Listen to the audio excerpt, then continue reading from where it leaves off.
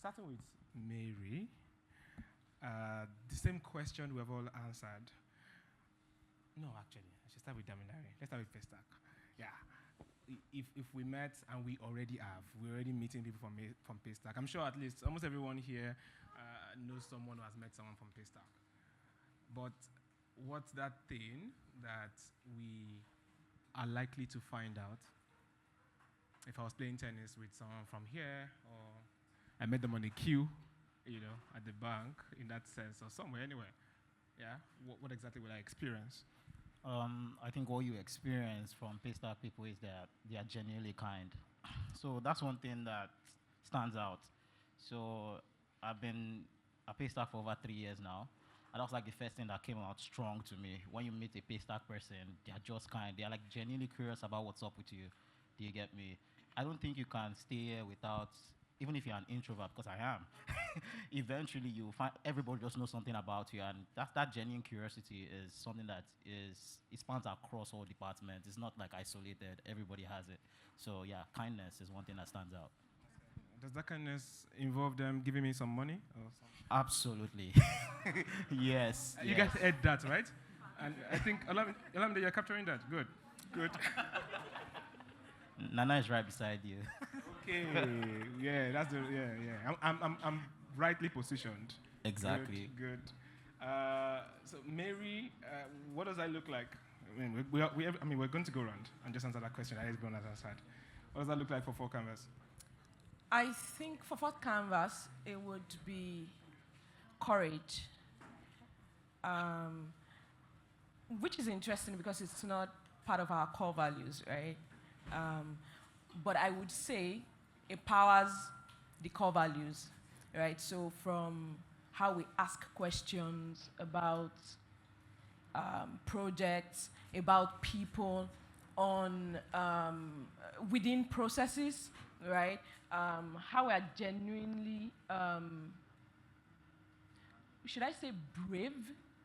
Like you meet a FourthCanvas someone from the team, and you think these guys have something that's powering them because you just want to lead, you just want to do something, you just want to take things really beyond just it's okay, right? You want to take things beyond that boundary of, this passes. We're just asking questions. How can we make things better and all that? So, yeah. And I think it's interesting because from the leadership to everyone on the team, you can feel that. You can get that vibe, really. Just so we're clear, as we're answering these questions, people will be able to test these things right here, because there are FourthCanvas and Paystack people right here. Well. So, because not many people have their colleagues right here with them, so they can say anything. Yeah, good. But yeah, so guys, please find out and confirm everything there that we are claiming. And we're everywhere, actually. Exactly. Some of us have the shirts on too. So, yeah. Nana Aisha. So the question is something a stack would embody. I think there are primarily 5 things, but I'll pick communicate clearly. I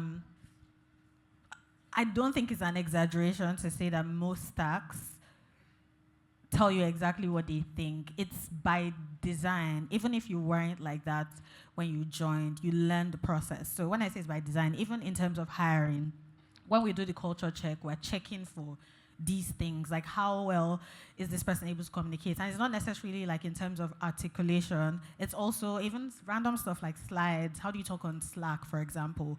So most stacks are able to distill their thoughts, whether in words or in a deck or whatever. It is, like our thoughts are usually too clear, and it's just something that we continuously embody over time, and it becomes a ritual and a habit such that you have no choice but to pick it up, essentially. So I would say most stacks communicate clearly.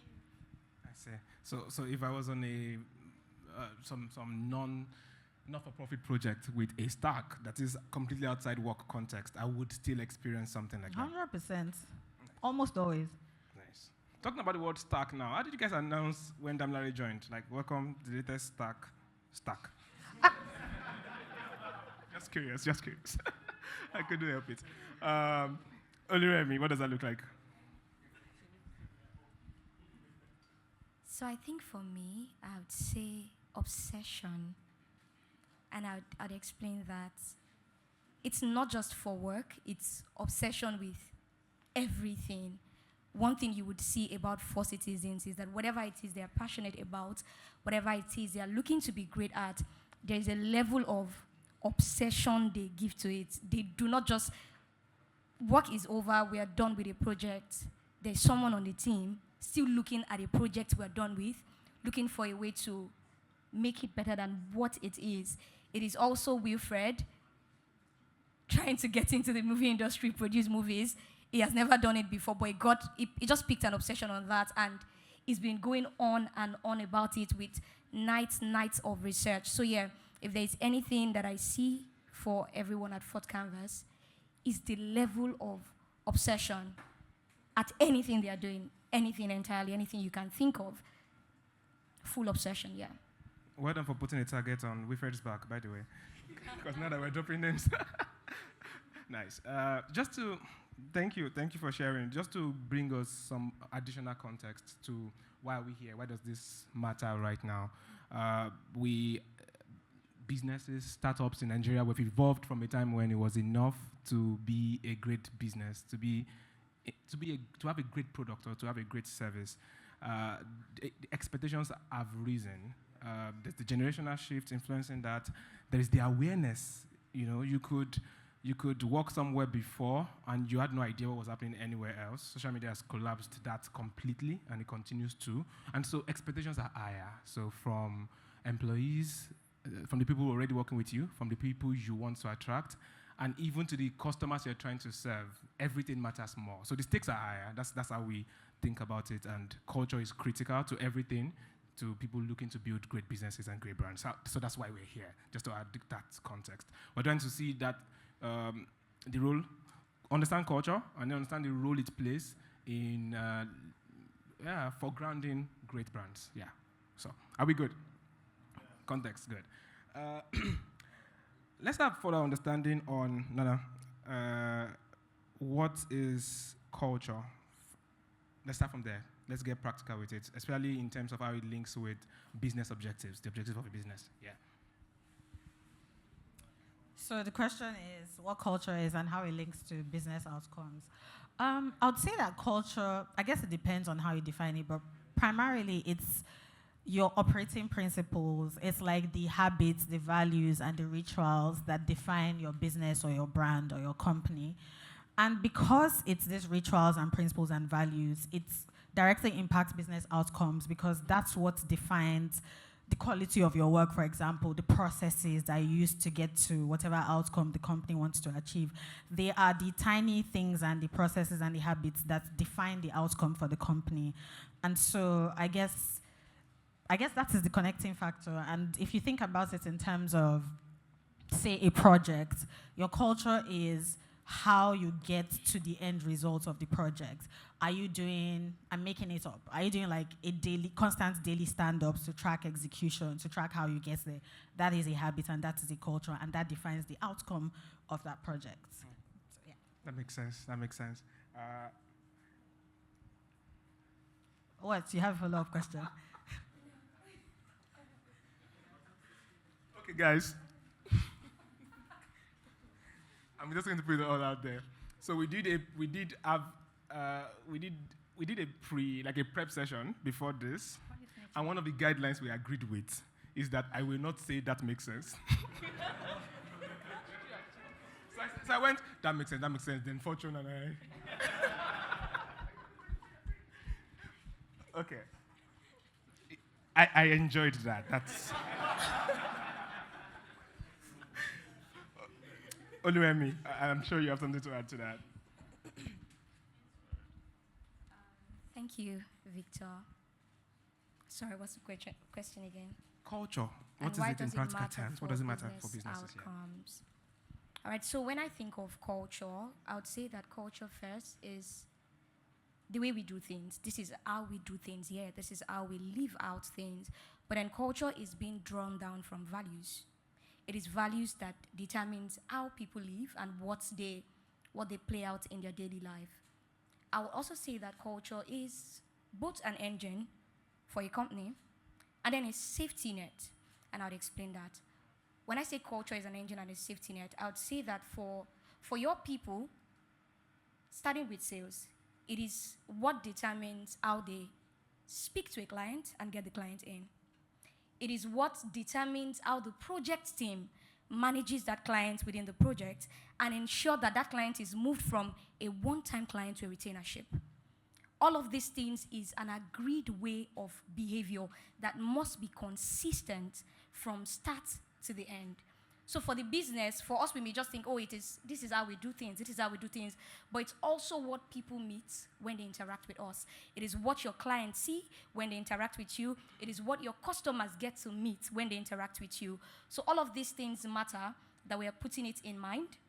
It is not just things we are drawing up on a sheet. Oh, it is excellence, transparency, resilience. It is actually what we do day in, day out on projects. I would also say that culture is a pointer for business scaling. To cascade your business, if you're looking at your company in the next 10 years, whatever it is you want it to become, what you define as your values, that is then lived out as culture right now, determines how far you get on that journey. Yeah, thank you. Myself. Next. Yeah, you know, makes sense. So, Mary, Nana and Oluremi have drawn the line directly from culture to, Nana mentioned even daily stand-ups. And then Oluremi has spoken about the exact way we act on projects. But what's the downside if there's an organization here or a leader here who is just struggling off all of this? What's the potential downside of not taking this seriously? So, I like that you mentioned something at the beginning, your opening for this session, that you said that unlike before, people were just working for money, and it made sense. But suddenly, especially with the culture of transparency that we now have globally, right, people are looking for more. So suddenly, your money is not enough, right? The salary is not enough. Product excellence, service excellence is not enough, right? And then, imagine now on Glassdoor, you can see what your counterparts are earning, and you can ask for more, right? So the next thing is, what more after money can you give? So people are looking for satisfaction now at work, right? People are saying things like, I'm looking out for my mental health, right? So now these are conversations that we're really having, and we're keeping in mind when we're making decisions, right? So now let's imagine a place where there is no set culture, right? So that means people do whatever they like, how they like it, or typically, which is what typically happens, you look for the loudest voice in the room, and then you start to tag along because that's the leader. That's what the person is saying we should do, right? So now the entire house is like a pack of cards that is going to fall, right? So without culture, you're not setting your team up for longevity, is what I would say. So you're thinking of businesses that have been at play for over 100 years. It's beyond just making money and appearing every day. It's, why do people come here every day? Like, for instance, I remember some months back, we went to IITA, and we saw some people that had been working there for years. They had invested years of their lives into that establishment, right? It has to be more than money. It has to be something more. Typically, people are looking for, you grow up to a point and you start looking for meaning. You start looking for alignment. You don't want just money again. So Toba was talking about how that people will be offered more money, but they're like, no, I'm not going for toxicity. And that's what happens. So when you do not define that, you're setting your entire team up for toxicity, because then everybody just follows something that they think it is. So, and then there is something that I want to just drop a bit on the conversation of crafting culture. So there is typically what people define. So like a strategy session, you're done, and you say, you know what, we're transparent, we're bold, sorry that I'm picking some of the words that some people used today already. But we say these things, and then there is versus what really gets lived out, right? And typically what you find around is like that disconnect, right?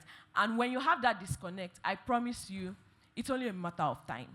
Really, it's only a matter of time. So you could be looking at a company that's not going to last, literally, because these are the conversations that we're now having, right? We want to last, so we build stuff with substantial seeds, if I may use that here. So which is like culture. It's like the absence of a foundation. Exactly. It looks like a good house already, but yeah. So we have the words. We actually throw around the words, but they don't mean anything because we're not leaving them out. You know. So yeah. And so that we were setting up for disaster. I mean, inevitably. Clearly. Eventually, yeah. We'll get there. Okay. Next.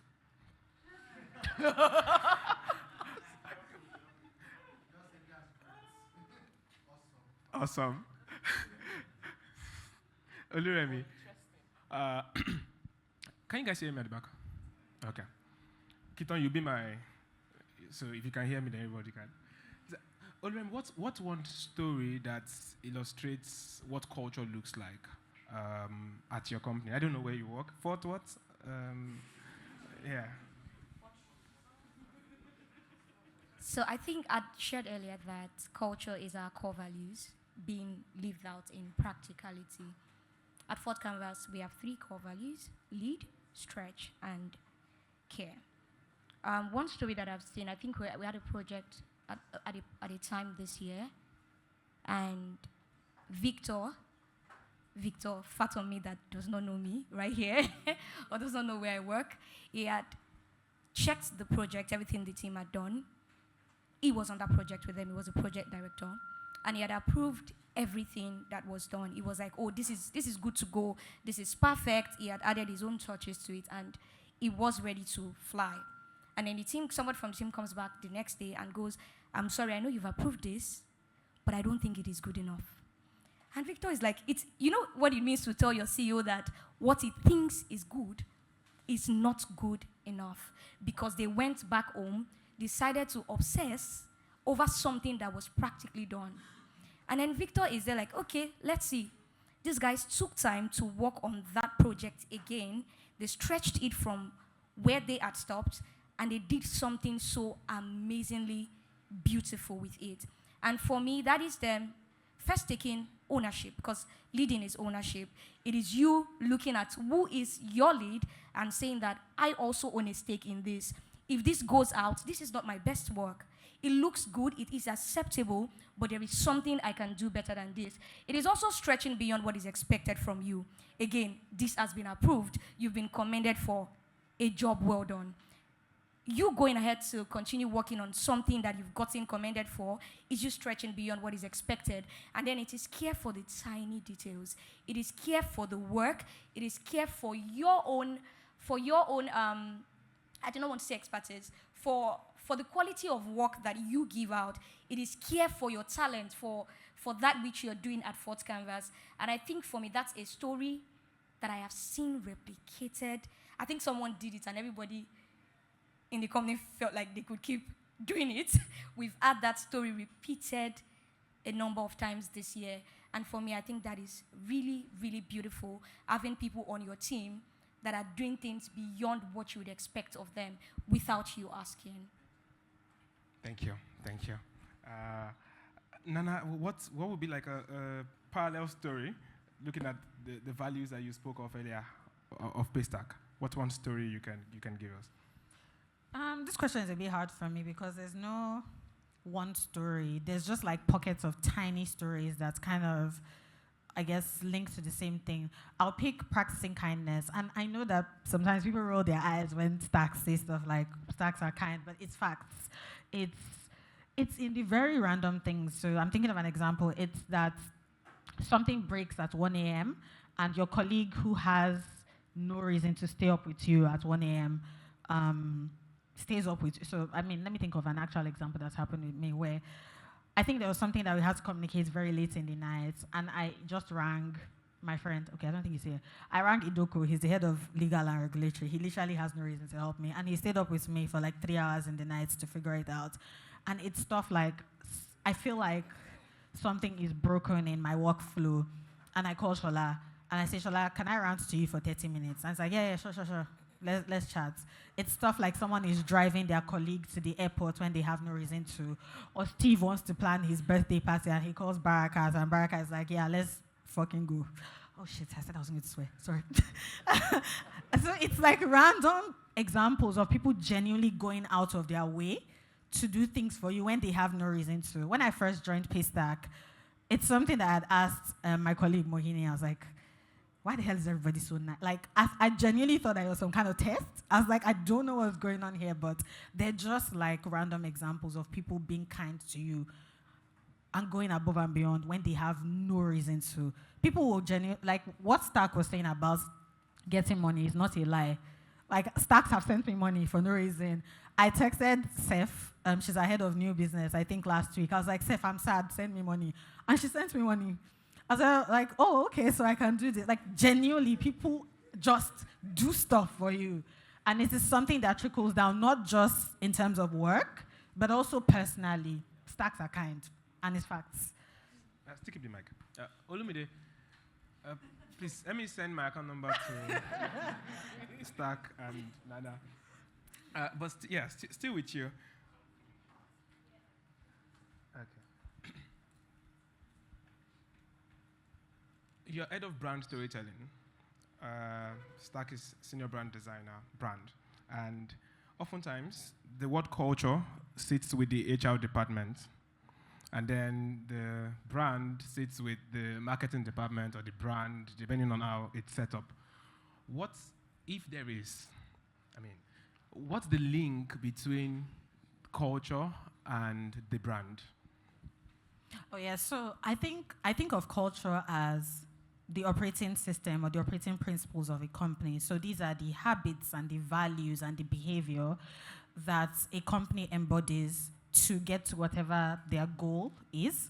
And the brand is the perception that results from the culture. So the brand is what we see because of the culture. And the way that it links, I guess, to make it easier is, I say that we have values. So Paystack, we have our values.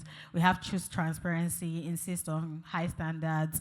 We have kindness. We have communicate clearly. I don't want to list everything, but we have those values. And then we have the habits that are as a result of those values. So if I pick one, which is insist on high standards, and different teams have how it works. Just walk with me for a bit. I'm getting to my point. So if it's insist on high standards, the habits that help you insist on high standards could be, I think I'll speak with for my own team, brand storytelling, could be curiosity. So if someone brings an idea, if Toba brings an idea, actually Toba does it to me. So if I bring an idea, Toba will be like, okay, Nana, but like why? So there's a curiosity he's like, what's she talking about? There's a curiosity that forces you to always stretch yourself and think of the best possible way to do something. That is a habit that we have formed because we have a value that is insist on high standards. There's also the one for accountability and communicating clearly, which is that, and it's a thing that I've done, I don't like DMs. If you want to say something, go and say it on the public thread. And so for accountability, that's like a behavior that is as a result of our value. And so all of these things then now lead to very specific rituals for how we then communicate even outside Paystack. Because if we're insisting on high standards internally, or if we're being kind internally, we will pass it on to our merchants. because it is just something we do over and over. And because our merchants are saying that, oh, stacks always go above and beyond, stacks are always kind, it automatically just becomes our brand perception. So we are literally, like there's a chain from what your culture is to how you are perceived. And it is by design. It's not even forced at this point because we have systems to put it in place. So that is essentially the connection between how your culture makes up your brand. It's just values, repetition, habits, and then perception. You drew a line between core values to habits to rituals. Behavior, yes. Yeah, the rituals. I will come back to that because eventually I want to hear more about practicalizing, yeah, the culture. But Mary, what would you like to add to that? Drawing that line between culture and the brand. What's the line? So I would say that, for brand people, we know that brand is like the promise. So there is the crafting of what we say we would do, and then the culture being how we really live this out. So the promise, the fulfillment of that promise, right? So I'm looking at it like a coin, actually, right? So it's not one, so one side is not more legitimate than the other. It's that it's intertwined. It's, the promise needs to be given, and then it needs to be lived. It's not just all talks. And I really love what Nana said, right? How that you have to then safeguard the promise by creating a way to ensure that it works, like systems around making it work, right? So, again, I really love that analogy of a coin. One side is not more right than the other. It's not like, oh, brand over culture, or culture over brand. It's that it's impossible for you to have a coin and one side, and it has just one side in that sense. Yeah. So brand, the promise, culture, you're living it out. Yeah? Yeah. Good. Stack, what dimension would you bring to this? Yeah, they said it all. Like, one is a promise, one is something that is a proof of the promise, right? You can't live without the other. I'll give an example. One value we embrace at Paystack is insisting on high standards. It's something that you will, in projects, there are constraints, but regardless of the time, Stacks will always insist on high standards. Like, yes, we don't have enough time. We see that. Everybody sees that. And it comes to things like, even with merchants, like a merchant once reached out to me and was like, oh, he's having problem onboarding and stuff. And I called somebody and I was like, you can go through like support. He was like, no, I didn't know somebody. Let me just get it done. And I'm like, all right. And I just connected him with somebody and it went through. And he asked me that, was it because, I said it has nothing to do with the fact that I did that. Because guess what? I still use Paystack support even if I work at Paystack. And I remember a colleague messaging me that stop messaging me via support when you work at a company. But that's it. Like, we always like just go above and beyond. There's this embracing the mission. So speaking on like culture and brand, it's culture being the intrinsic value. Brand is what people see. If what is like inside is rotten, unfortunately, there's no how you run a rebrand. You have great design, great website, nothing like the service, like, because this trickles down into every part of the business. Do you understand me? So yeah. Oluremi, how are you thinking about that from as people operations? Because now, like I said, culture is like in your department in that sense. But how have you observed it playing a role in the external brand that other people are crafting on the team? Okay, I think I would speak first from branding and then trickle it down to culture. So when people think of branding, they assume it's you coming to a FourthCanvas and then telling them to help you invent a truth that the world will believe, the world will see and believe. People think that you're coming to us and it's, oh, help us, give us a perception for people to believe about us. But then branding is not invention. Branding is discovery. It is discovery of that which is already true inside of your culture. So branding is external promise, while culture is internal truth or internal reality. Now, it's like a dog coming tomorrow to say that I identify as an ego. Even if the dog decides to put its legs out and flap it out, we may believe it in the moment that, oh, this looks like an ego. But in real time, we just may.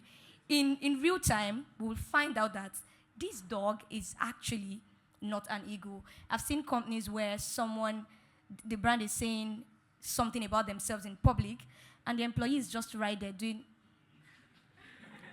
And that's separate realities. And I feel like that's something we should keep in mind, even as we look at building things that last, things that would sustain, that would stay way beyond us.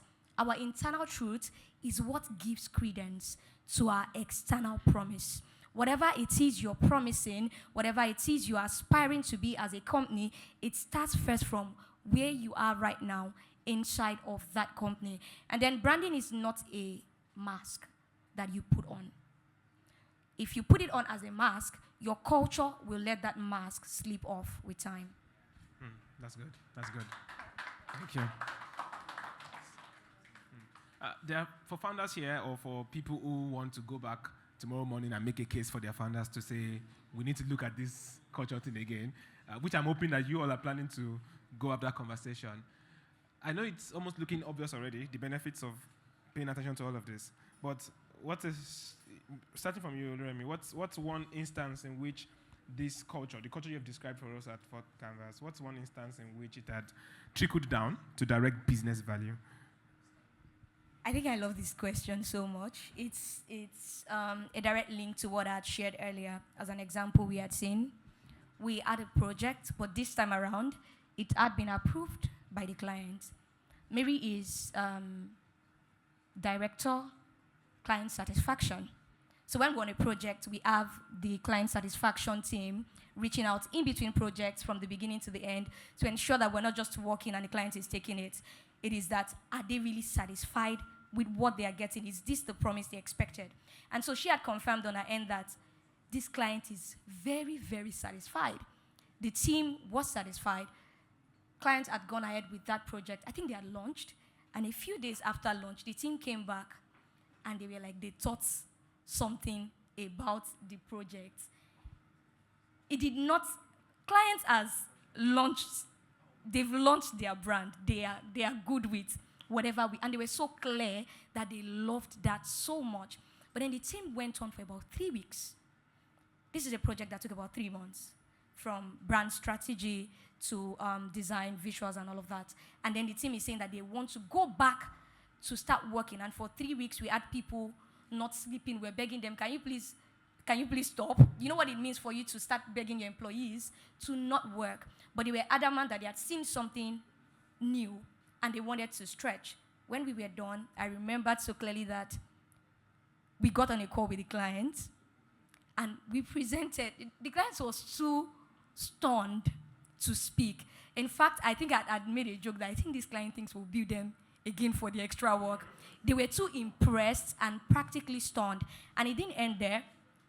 They reached out later to the co-founders, whatever it is they were doing with their brand, what the team did on stretching that project and caring for it beyond what the clients wanted, it made them also to start thinking of their brand in a new perspective, in a new way. So they also stretched what they wanted. They stretched their vision for that time.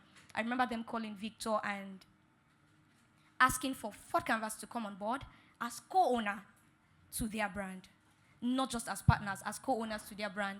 And that conversation also opened us to them having us in mind for conversations within their industry. We began to have people in their industry reach out to us for projects. I also remembered when we launched the case study. I think the whole internet went all out on it, and a lot of new conversations came up from just that one project. Again, the project was good enough. But would it have gotten us this much ROI? Would never have known what that would be. But them stretching a bit further has brought us here. Yeah, I think that's it. Okay, Nana, what's one story?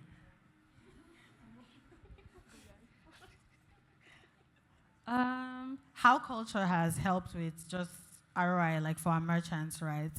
I think one of the interesting things that Stacks do is we like to go above and beyond for our merchants. And we're constantly building new solutions for them. Something interesting that people always tell me when they find out I work at Paystack, they're always like, oh, you guys, your storytelling, we don't see videos like that on Twitter or on Instagram. We never ever really hear. And it's because primarily our storytelling and our building is for our merchants versus the public. So we are more focused on the people that we specifically serve versus, say, Stack on Twitter. Sorry, Stack, you just came to line. Like, it's not really about you. So it's specific to the people that we serve. Where I'm getting with this essentially is that whenever we... Give me 1 second. I'm losing my train of thought. Remind me what the question was. I know I was going somewhere. Oh, yes. Thank you. So, yes, I remember where I was going with it. And so because we're constantly focused on our merchants, the people we serve, we're constantly building new products for them, new features, improving for what they want, going above and beyond. I think an example, and I think where it's really, we do this, it's so ingrained in our brand and in our consciousness that sometimes it takes a while for you to take a step back and realize that, oh, this is what you are even doing. So, for example, when people say things like, oh, Paystack doesn't tell this kind of stories publicly, I'm always like, okay, but why should we? Like, we're not really building for Stack on Twitter. Like, I don't get. I'm building for this person. I'm going above and beyond specific. Like, it is about them. And so where I really understood the importance or how it helped our ROI was that during our case studies, merchants would just always say, I asked for this feature, I constantly disturbed you guys, and you gave it to me. You didn't have to, but you built, like there are times where we've specifically built for our merchants because it solves a business need for them. And so that's how, I guess in that way, like they constantly stay with us. So the feedback is we are with Paystack because they just listen to us. We've gotten that feedback. I think I shouldn't mention the name of the merchants, but like merchants have come up to us during recording of our case studies and say, oh, hey, Nana, like, let me just tell you, the only reason why I'm with Paystack is because when I ask for something, I almost always get it. You guys are constantly building. And so because it's such a huge part of our culture to just always serve our merchants and insist on high standards, we've seen them stay with us because of that. So I guess that's where I was going with all the rambling. It falls into the question because now retention is like the ROI that has directly led to. Precisely. If you've seen X Paystack on someone's bio, have you? Yeah? Good. Like, it's probably the most used.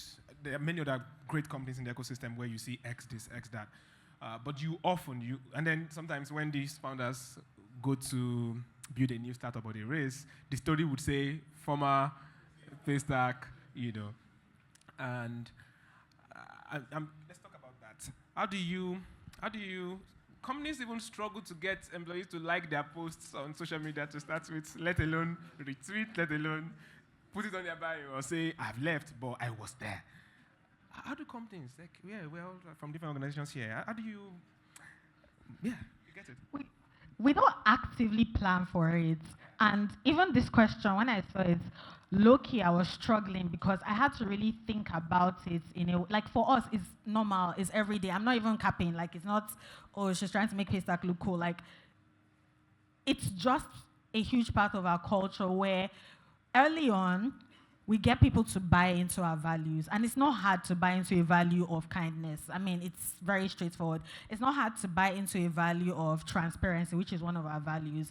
And so what that transparency essentially means is that you own your bit of whatever it is that you're doing.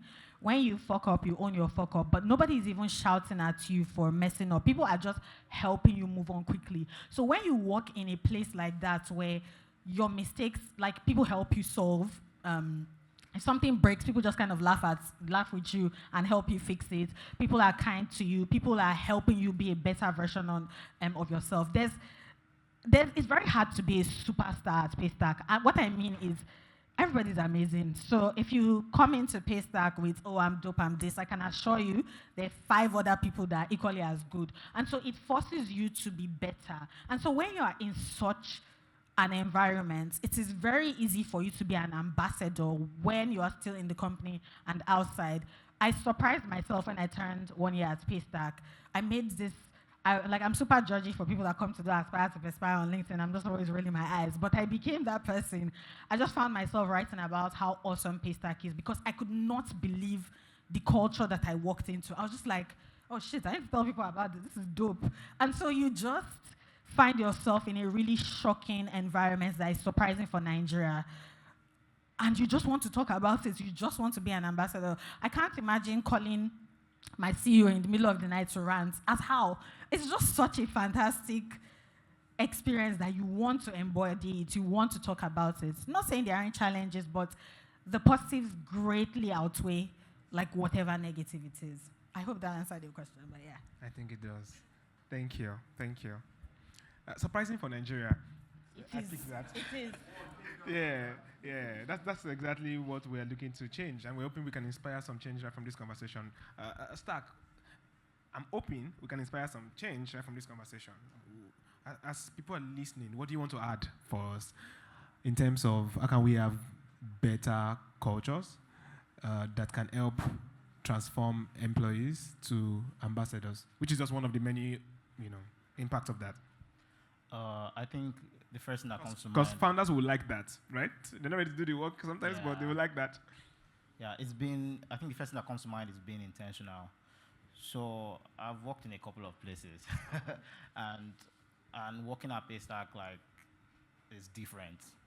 And if I look back at all these places, what is different is intentionality. People just assume culture is another piece of paper that you frame on the wall. And you walk past it. Like, I don't know other people's values, but you just walk past it and you say these things, or you repeat it like a mantra. That's not it. That's nothing to it. I'll give you actionable stuff now. For example, when I first joined Paystack, there was this coffee donut stuff. I don't know. Where you start talking people you don't want to talk to start messaging you. Hey, hi, let's jump on a call. I was like, why? and when you jump on the call, they're not talking about work. They're talking about themselves. Oh, I like surfing. I can't swim. Oh, I like riding. I don't know how to ride a bike. But and they just start talking, and that's it. And it still exists till now. People just reach out to you just to know about you, and that's it. So that's intentionality. Then you just say, embrace kindness or whatever, be kind to somebody, and that was it. No, people are actually doing it. Let's talk about assist on high standards. Someone can wake up and build an entire project, and just come to the comment that I was just thinking about this, and this is it too. And you'd be like, are we all doing the same work? But those kinds of those pockets of things, they motivate you to also do. There's this, it's contagious. Do you understand me? So that's why I said it's very, very intentional. Founders have to be intentional about it. And it's not about saying it. If the leader himself is not embodied, then what are we doing? Do you get me? And that ambassadorship you're looking for has to start from you, right? And there's nobody at Paystack that is forcing it on somebody that, oh, you're not kind. Nah. You just look at somebody that just comes and says, oh, there's this in the kitchen. And you're like, so you took your card, you went to the supermarket and you bought something for everybody and you say, go and take it. And then you just, like I said, it's contagious. Do you understand me? So for founders out there, you have to be very intentional about who you are and how, because you are building a collective of people that will embrace this personality traits. Do you get me? So it's not just alone. Yeah, very important to find people that already have, that's why we do culture fit and stuff like that. Do you get me? But I don't think I was that kind when I joined Paystack. Do you get me? But when I joined, I was and what she said, there's something I say that if you meet someone at Paystack, probably using 1% of their brain there. So there's no way you can feel you just get there and just whoa, these people are smart, and you just want to be just as smart. Do you get? And again, people are kind. And we have this pursue growth and learning, right? For example, that's one of our values. And it's hard. People don't talk about it enough, that when you're working a full-time job, you don't have enough time to learn, like something new. We don't talk about it enough. But you see something like somebody paying for an expensive course for you, and you're like, I have to do it too. Like, people are that nice. They just look at it like, this is something I've been talking about, let me do it for you, and stuff. People give you a book, then you have to read. We have a book club in the design. You get? So these kind of things, like, they're contagious. And that's why the only thing that comes to mind that people should embrace is intentionality about how they want the company to look like. Yeah. Yes, please. We also reward this as Paystack. Not like nobody's dashing you money or nobody's giving you best in kindness award. But what I mean by reward it is that people will generally, for example, come during the offsites or on all hands and spend like 5 minutes talking about how amazing another person is because it helps them plan their birthday party. And you're just like, the person do more than what's here. Like, so there's just a culture of genuine appreciation, and people value your knowledge and thought process. So there was something that I think it was something that we did in the growth org where it was just show and tell, and all you had to do was just come and talk about how you built or did something really cool. And the reactions and the way people would, I remember like coming with like the most basic slide. I know that the design team they were rolling their eyes, but like if you see the way stacks were just talking about, oh, this is so awesome, oh yeah, so cool. Like, it is encouraged and rewarded such that even if you come in a bit skeptical, you want to do it because you can just see how much people appreciate, like, I guess, that culture. Thank you for adding that. Oluremi, we've drawn the link. We've drawn the link between culture and the brand. Let's talk about the decisive brand, which is qualifying it a little bit more specifically, as we've been trying to do at FourthCanvas. So we've been developing this thought around what it means to be a decisive brand, which is brands that lead with clarity, conviction, and consistency. So if we were to ask that question again about drawing the link between the culture and the brand, what role would culture play in becoming decisive as a brand? I think it would be a one-word answer. I think culture is the discipline or the safety net that ensures that you're staying consistent with your message, with whatever it is you're selling to your customers and to your employees. Culture is that safety net. It is that disciplinary bottle that you've been put inside of. It is also what ensures that you are not moving round circles. Today you are not believing in this, tomorrow you're believing in that. Your brand message stays intact because, again, your values are in one direction. It is also what affects your clarity in the message that you're putting out. It is clear, it is concise. So I'll just say that culture is a discipline that ensures that these things stay or they exist. Thank you for that. Back to Nana. Stack, you and Stack have shared very specific examples, and yeah, I want the money, by the way. I want all of those nice things you people are doing for yourselves. But yes, you guys have shared these very specific examples, and I'm curious, maybe you both can also share on it. What's the farthest you have gone to instill these core values? You said intentional. So what's the most intentional, not just on the individual stacks now, from maybe the company or what's the most intentional initiative or efforts the company has taken to instill these values in everyone? Yeah, I've said some of these things like in my conversations already. But like, is it something that the company goes like and puts like, you must do this? No. Yeah. So let me explain like this. How it's different at Paystack is somebody random at Paystack will come up with an initiative and they'll just put it out there and people jump on it. It's not something that comes from the top every time. It's not always from the top that you just say, oh, you have to do this. But you need to understand, like, people, like in every department, there's someone that drives like they are culture drivers. They didn't put them there, they became that, like after just being around other people that like do these things. So that question will be hard to think of one thing that the entire company just like we must all do. No, someone can just come and like, I want to take yoga classes. Who wants to come? Or I'm going for brunch. Who else? Do you get me? So people actually do, or I am. We have AME sessions. Now it wasn't something that came from the top. Someone just like, you know what? Let's have like in-house sessions where we ask people questions. Do you get me? So these are things that people just embody. So it's really hard to pick something that. I say. Yeah, if I had to stretch it and find very specific examples of what the company does to help, is I would say it starts from your onboarding, but it's even in little ways. It's stuff that when you join Paystack, the onboarding is, I guess it depends, the onboarding is structured in a way that immediately helps you understand the values with actual examples. So yes, there are Notion documents that will tell you insist on high standards, blah, blah, blah, blah, but everybody has to go through an onboarding with this very specific team leads that are culture drivers. So for example, you would come to the brand storytelling team when you join Paystack, and we'll tell you about like how Paystack evolved, how Ezra and Shola went to YC in 2015, and we kind of give you a sense of what created the culture that we currently have, so that you subtly even buy into the idea. It's not like in your face, but like you meet different culture drivers. So I think you do it, say newbies team, they talk to you about why they care so much about startups and why it's so important to believe in the ecosystem. And before you realize, you're just like so passionate and you suddenly give a shit about startups. And then you go to the design team and they make really, and then maybe Miriam is talking about why it's important for your slides to be beautiful.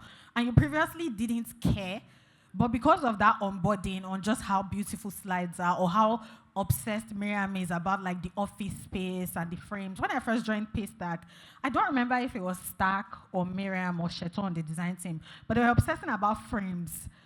I was like, it's not the same frame I'm saying. They were like, oh, the dimensions, the one thing. I was like, the fuck are these ones talking about? But then after a while, because of just how much intentionality and care during that onboarding process, you just start to care about these things. And there's also this open culture where, again, I don't think it's deliberate, it's just something that happens where you are encouraged to be curious, which is part of our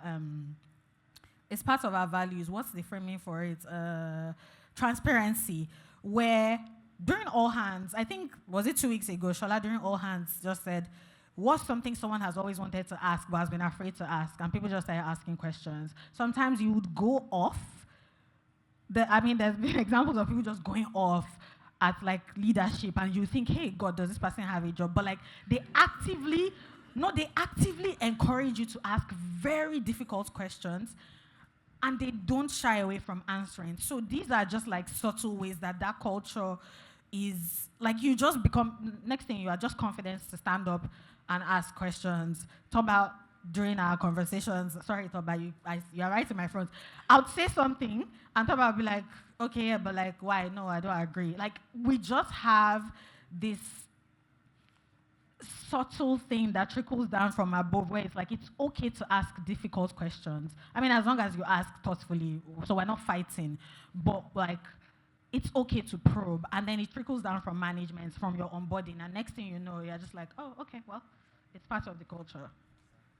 Mary, this what you just spoke about in terms of like the examples, the model from the leaders, what can you add to that? Again, in ways that we can go from tomorrow, like, yeah, can you again help deepen that line from how the leaders are acting to what people are seeing, believing, and then aligning with? Yeah. So some years back, I remember that I was saying that whenever you join FourthCanvas, I think that if you ever decided to call up the guy in finance, the finance lead, and you said, I want to know how much we have actually at FourthCanvas, there is a very high chance. It's not even there is a high chance in that sense, but you can get the figures, right? And that did not start from, it didn't start from, um, it didn't start from someone just deciding that, you know what, maybe I can try. It was first examples that were shown. So we're working on projects, and Victor is probably working on something, I'm talking about years back until now, and then someone is asking, I really find it interesting that we have a lot of, what do I call it now, examples that are like across FourthCanvas Paystack, right? And then Victor is calling you into a conversation and he's asking for your opinion on this, and you're like, this thing is done. Why is he asking me to maybe what can be better, right? Why is he asking this question? Also, you can imagine someone that is probably like 2 years in or 3 years in, and you're like, what does Victor expect me to actually say here? Like, it's Victor, right? Or Bolaji calling you and asking you some questions, and you're like, I think this guy must know these answers, right? But maybe my opinion counts, right? So it starts to rework your mind that these guys are not unquestionable. Because, like I said, generations ago, your bosses were actually unquestionable. Like, why are you asking your boss? Again, why are you asking how much is inside FourthCanvas's purse? Like, why? Right? So it's that question of being modeled, everyone embodying it, and examples being repeated over and over again.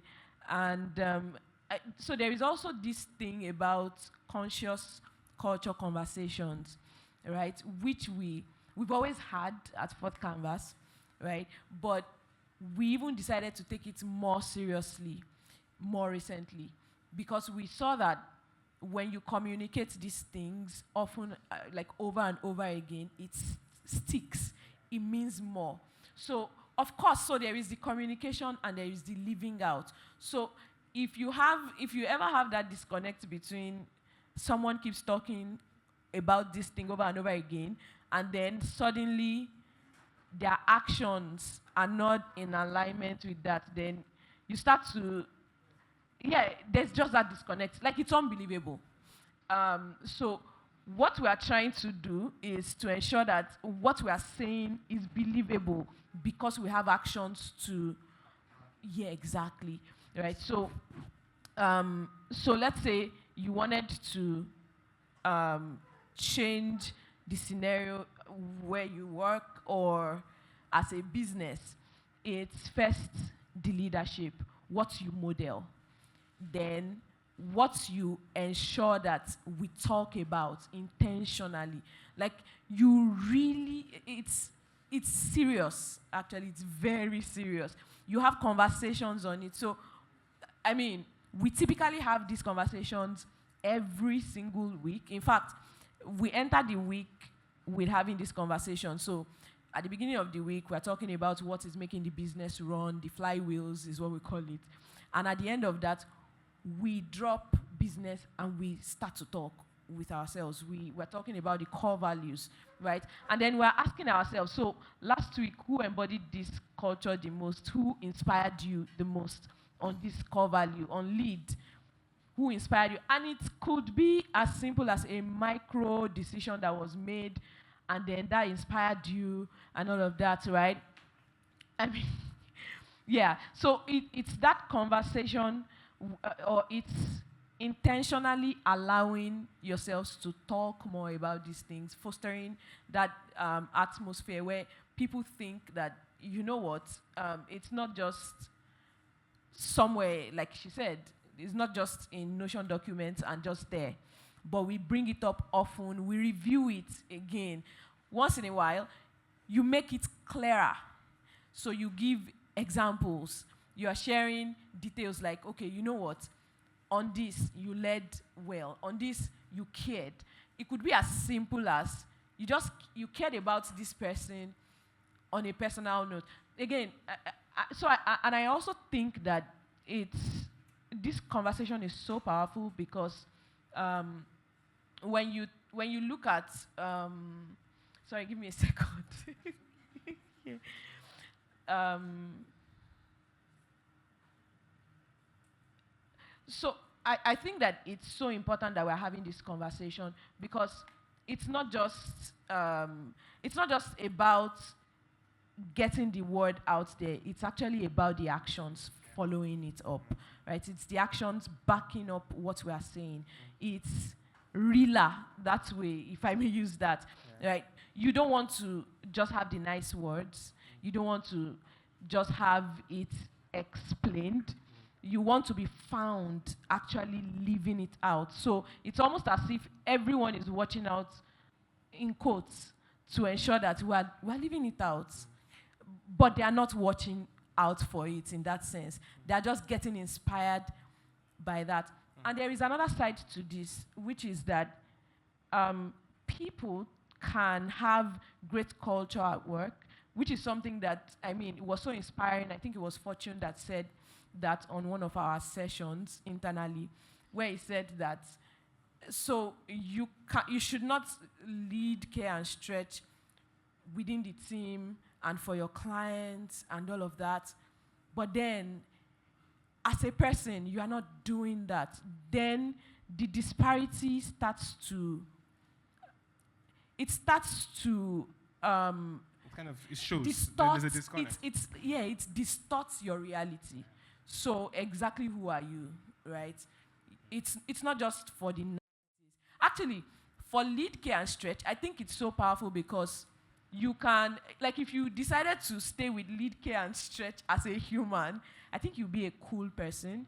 Like, if you're leading, every time you care about things, care about people, just care differently, right? If you stretch, if you take initiative and you say, you know what, this is great, this is good enough, but it could be great, right?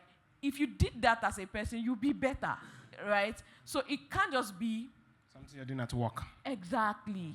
Like, it has to become real, and it's from having these conversations, thinking about it, then acting them out here that you get to see that. Final tip from you, closing tip from you. What's from this new week? This is Tuesday. Still this week.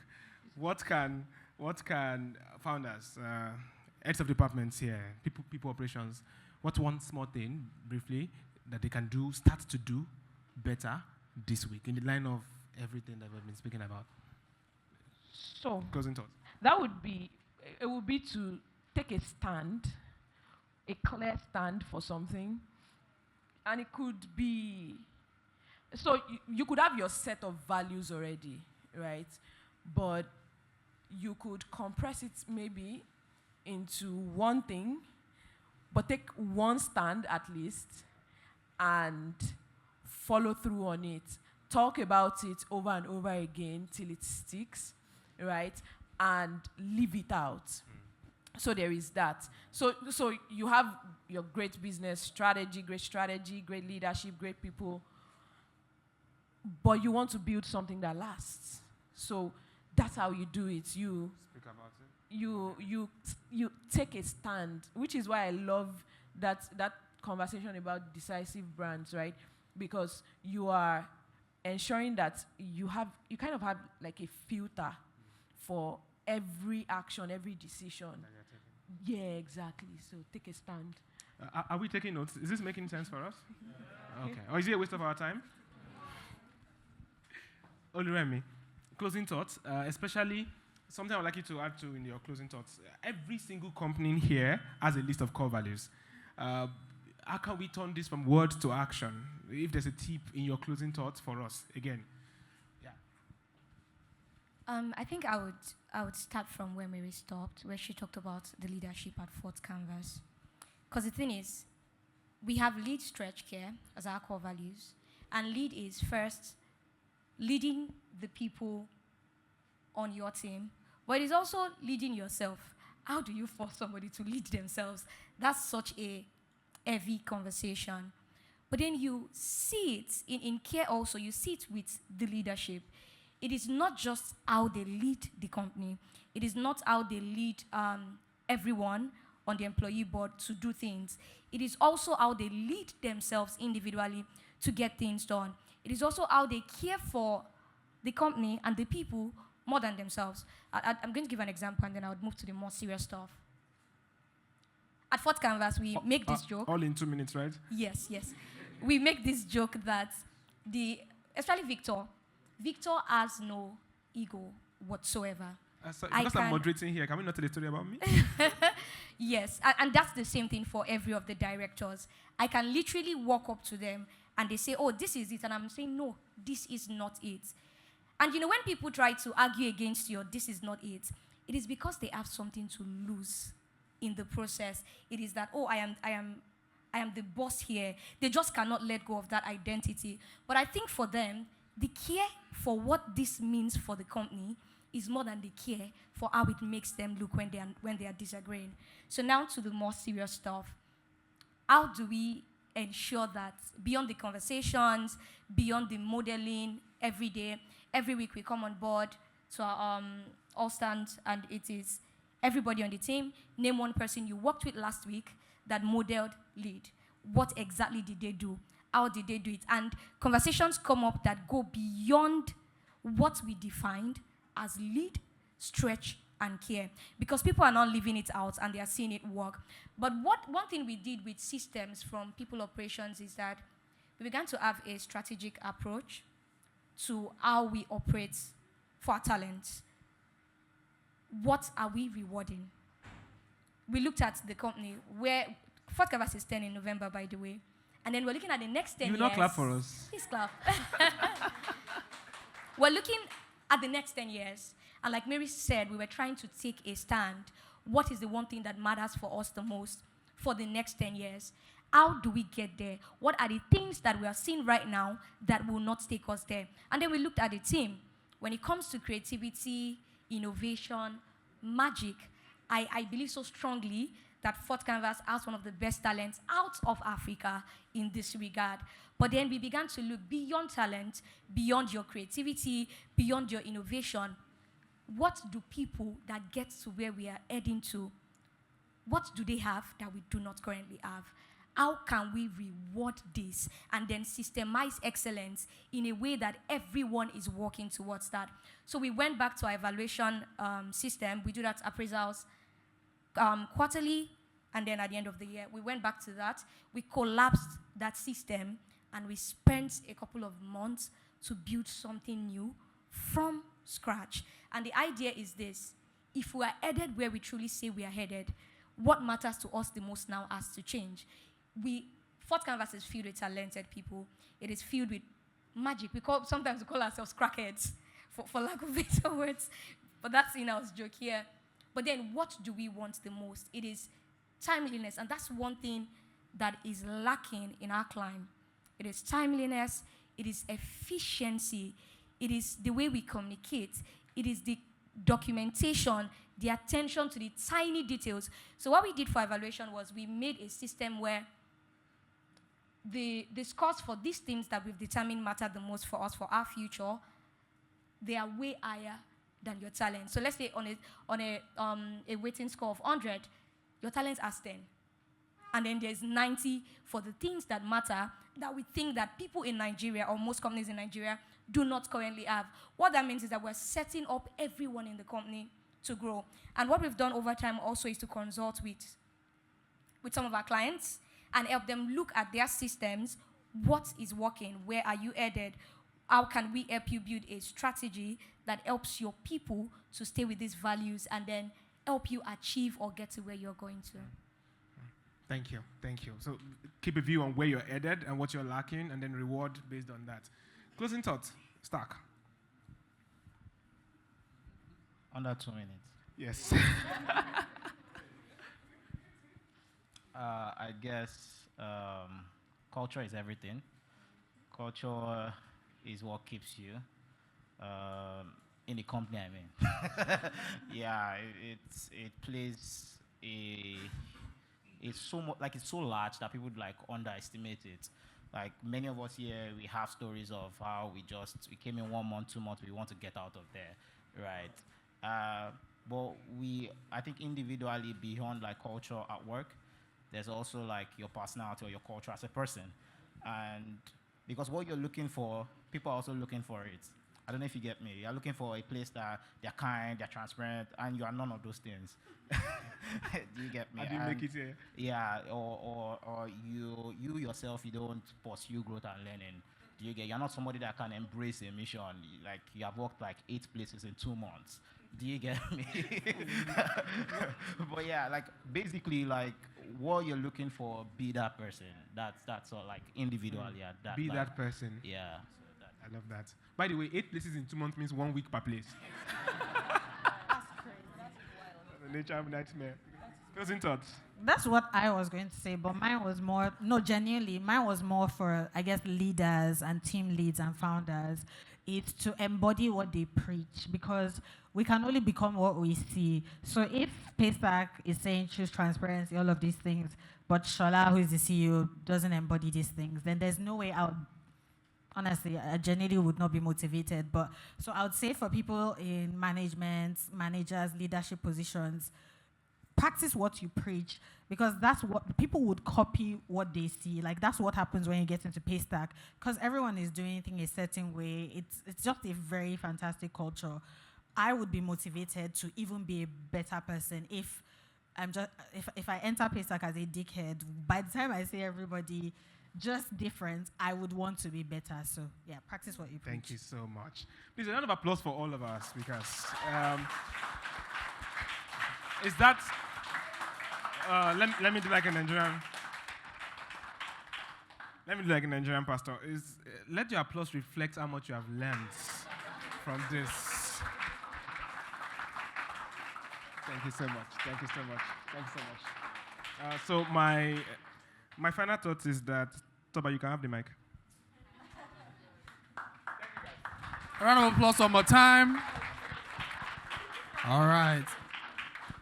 Before I allow my panelists go to sit, we can take 2 very quick questions. Hey, Jesus. No, we want to go home.